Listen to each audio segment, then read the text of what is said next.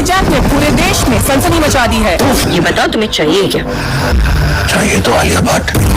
Ready. जब मैं villain बनता हूँ ना। माय नेम इज काली। अगर कोई मेरे इतने बड़े एम्पायर को हाथ लगाएगा तो हम जवान हैं, अपनी जान 1000 बार दांव पर लगा सकते हैं, लेकिन सिर्फ देश के लिए। तुम्हारे जैसे देश बेचने वालों के लिए हर किस नहीं। सो काली, डील।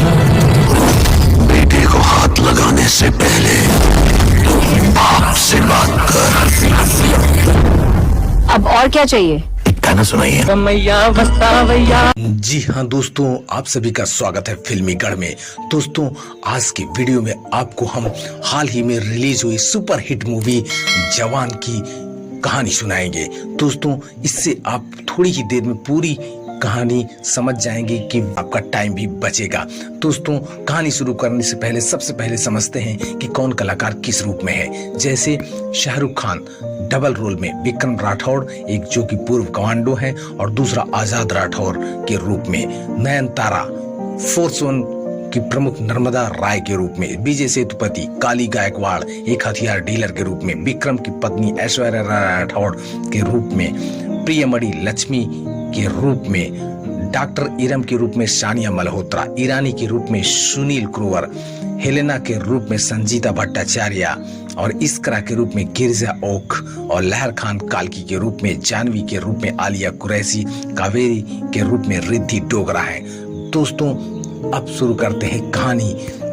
दोस्तों, आजाद राठौड़ मुंबई की एक महिला जेल के जेलर हैं, जो कैदियों के एक समूह के साथ मिलकर मुंबई मेट्रो को हाईजैक कर लेते हैं। उन्होंने कृषि मंत्री से पैसे भेजने के लिए एनएसजी अधिकारी नर्मदा राय से बातचीत की। यात्रियों की जान के बदले 40,000 करोड़ रुपए वैश्विक हथियार डीलर काली गायकवाड़ को पता चलता है कि उनकी बेटी आलिया भी उन बंदियों में जिसमें शाहरुख खान कैद किए हुए हैं एक मेट्रो में, उसमें भी है।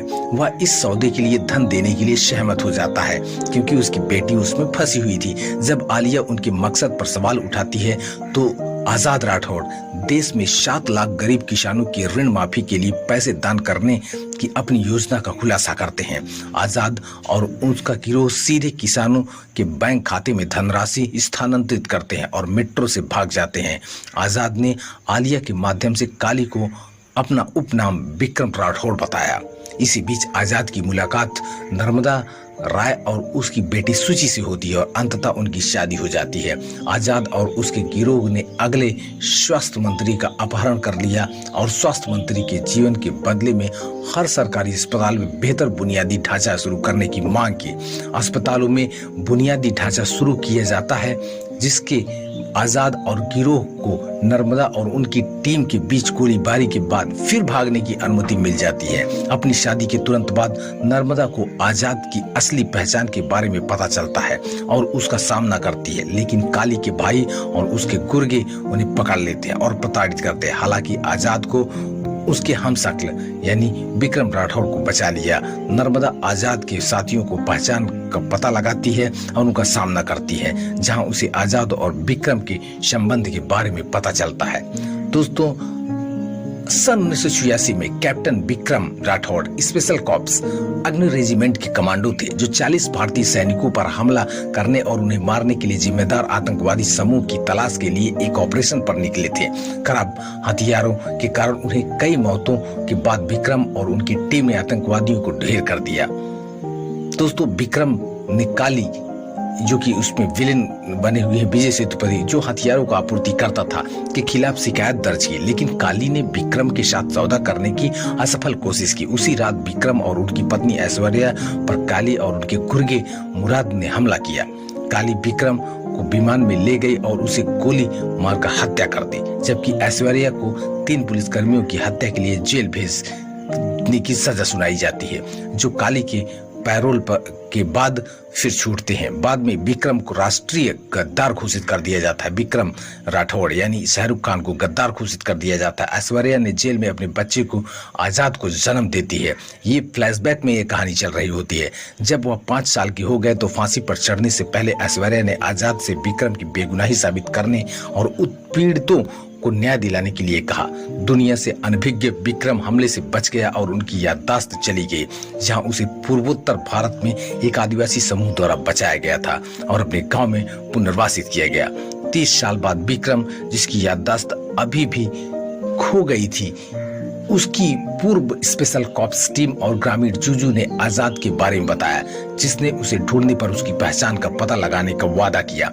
अतीत के बारे में जानकर नर्मदा आजाद और उनकी टीम की मदद करने का फैसला करती है। हालांकि नर्मदा की टीम का साथी ईरानी, जो कि कैली के पैरोल पर है, उन्हें मारने की कोशिश करता है। परिणाम में गोलीबारी में लक्ष्मी की मौत हो गई। आजाद जेल पहुंचते हैं और भगदड़ में ईरानी की भी हत्या कर देते हैं। विक्रम, आजाद, उनकी टीम कैली कंटेनरों पर हमला होती है, जिसमें आगामी चुनाव के लिए पैसे, जो काली के राजनीतिक महत्वाकांक्षाओं को बढ़ावा देगा। आजाद काली के कंटेनर चुराने में कामयाब हो जाता है, जबकि विक्रम काली के गुर्गों द्वारा पकड़ लिया जाता है। आजाद और एक वीडियो जारी कर देते हैं। उन्होंने वोटिंग मशीन चुराई और वायु और जल प्रदूषण के लिए जिम्मेदार देश के 253 फैक्ट्रियों को सील करने की मांग की। सरकार ने फैक्ट्रियों को सील कर दिया। काली को महिला जेल में आजाद के स्थान के बारे में पता चलता है और लड़ाई शुरू हो जाती है, जहां विक्रम राठौड़ अंततः अपनी याददाश्त वापस पा लेता है और काली को फांसी पर लटकाकर आजाद की मदद करता है।